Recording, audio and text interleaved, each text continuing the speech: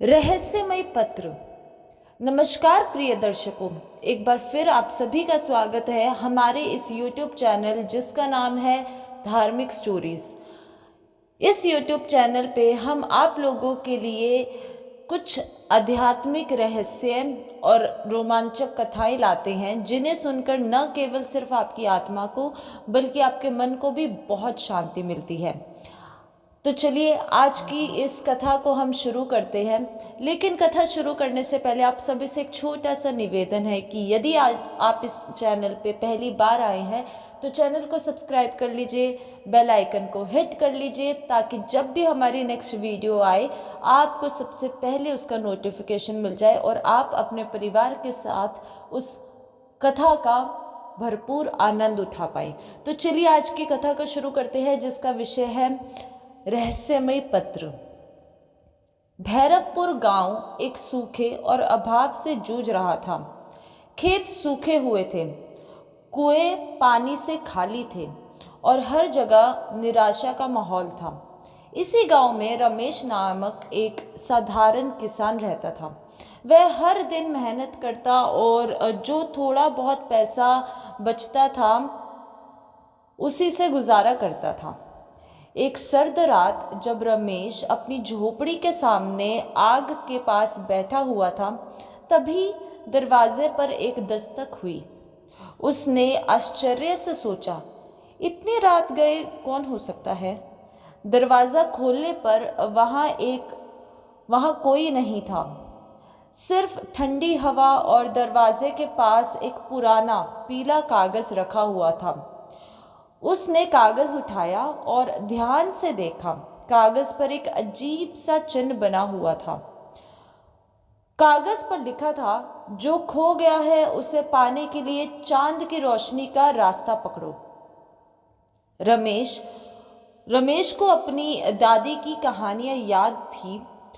उन्होंने कभी इस तरीके के चिन्ह के बारे में बताया तो था जो प्राचीन सभ्यताओं से जुड़े थे। उसका दिल तेजी से धड़कने लगा। यह कोई साधारण कागज तो नहीं है। अगले दिन पूर्णिमा थी। चांद पूरे आसमान में चमक रहा था। रमेश ने साहस जुटाया और कागज में दिए गए निर्देशों का पालन करते हुए निश्चय किया कि वह उस जगह ज़रूर जाएगा जहाँ पे ये कागज़ उसको ले जाना चाहता है। उसने एक जलती हुई मशाल ली और गांव के पास वाले जंगल की ओर चल पड़ा। जंगल हमेशा से गांव वालों के लिए डरावनी जगह थी। लोग कहते थे कि वहां अजीब घटनाएं होती हैं। रमेश को भी डर लग तो रहा था, लेकिन उसकी जिज्ञासा उसे आगे ले जा रही थी। जंगल के भीतर अजीब सी आवाज़ें थीं। पत्तों की सरसराहट और जानवरों की हल्की गुरगुराहट ने माहौल को और रहस्यमय बना दिया। रमेश लगातार कागज के बारे में सोचता रहा जिसमें उसका डर थोड़ा कम हुआ। अचानक वह एक पुराने सूखे कुएं के पास पहुंचा। कुएं के किनारे पर वही प्राचीन चिन्ह बना हुआ था जो कागज पर था।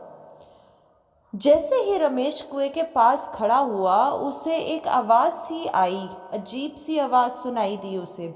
आवाज़ गहरी और रहस्यमय थी, जैसे किसी दूसरी दुनिया से आ रही हो। रमेश का दिल जोरों से धड़कने लगा। डर और उत्सुकता के बीच उसने कुएं में झांका। उसे कुएं के अंदर सीढ़ियां दिखाई दी। उसने मशाल को मजबूती से पकड़ा और नीचे उतरने का निर्णय किया। जैसे जैसे वह नीचे उतरता गया अंधेरा और गहरा होता गया। अंत में वह एक बड़े तहखाने के पास पहुंचा। दीवारों पर अजीब चिन्ह और नक्काशी बनी हुई थी। तहखाने के कोने में लकड़ी का एक पुराना अलमारी रखी हुई थी। रमेश ने उस अलमारी को खोला तो उसमें एक धूल से ढकी हुई पुरानी डायरी पड़ी थी। डायरी के पन्ने फटे हुए थे और पीले पड़ चुके थे। उसने उसे खोलकर पढ़ना शुरू किया। जिसमें लिखा था कि यह जंगल एक प्राचीन सभ्यता का केंद्र था। यहाँ एक अनमोल खजाना छुपा हुआ है, लेकिन खजाने पर श्राप था। जो भी इस खजाने को लालच से लेगा वह विनाश का सामना करेगा, लेकिन जो इसे नष्ट करेगा वह सच्चे खजाने का हकदार होगा। डायरी पढ़ते ही रमेश के रोंगटे खड़े हो गए। क्या वह खजाना तक जाएगा या वह शराब का शिकार बन जाएगा? डायरी के निर्देशकों के अनुसार रमेश ने तहखाने के दूसरी ओर एक पत्थर का दरवाजा देखा। उसने दरवाजे को धक्का दिया। उसके सामने जो दृश्य था उसे उसकी आंखें चौंधिया गई। सोने, चांदी और रत्नों से भरा खजाना वहां पड़ा हुआ था। अगर मैं ये खजाना ले जाऊं तो मेरी जिंदगी बदल सकती है। मैं अमीर बन जाऊंगा और गांव वालों की मदद भी कर सकता हूं, रमेश ने सोचा। लेकिन तभी डायरी की चेतावनी उसे याद आई। अगर यह श्राप सच है तो यह खजाना मुझे और मेरे गांव को बर्बाद भी कर सकता है। उसके मन में विचारों का तूफान चल रहा था। क्या वह लालच का शिकार होगा या सही रास्ता चुनेगा? रमेश ने गहरी सांस ली। उसने फैसला कर लिया, वह खजाने को नष्ट करेगा। उसके पास पड़े एक भारी पत्थर को उसने उठाया और खजाने के बर्तनों और रत्नों को तोड़ना शुरू कर दिया। जैसे ही उसने यह किया, तहखाने से एक तेज रोशनी फैलने लगी। रोशनी इतनी तेज थी कि रमेश को अपनी आंखें भी बंद करनी पड़ी। एक आवाज गूंजी, तुमने सही निर्णय लिया। लालच से ऊपर उठकर तुमने अपनी आत्मा की शक्ति दिखाई दी। सच्चा खजाना अब तुम्हारे और तुम्हारे लोगों के पास बहुत जल्द पहुंचेगा। जब रमेश ने आंखें खोली तो वह खुद को जंगल के बाहर उसने पाया। वह उलझन में था कि जो कुछ भी उसके साथ हुआ वह सच था या एक सपना है। अगले दिन सुबह गांव में एक चमत्कार हुआ। आसमान में बादल छा गए और सालों से सूखा पड़ा गांव में बारिश से सराबोर हो गया।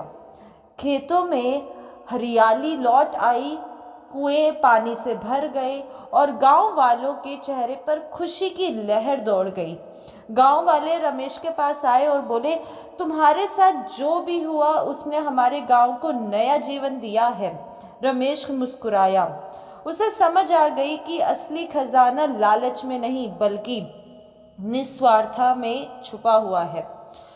मूल संदेश, मोरल ऑफ द स्टोरी, लालच केवल विनाश लाता है, लेकिन निस्वार्थता से सच्ची खुशी और शांति मिलती है। बोलिए हर हर महादेव।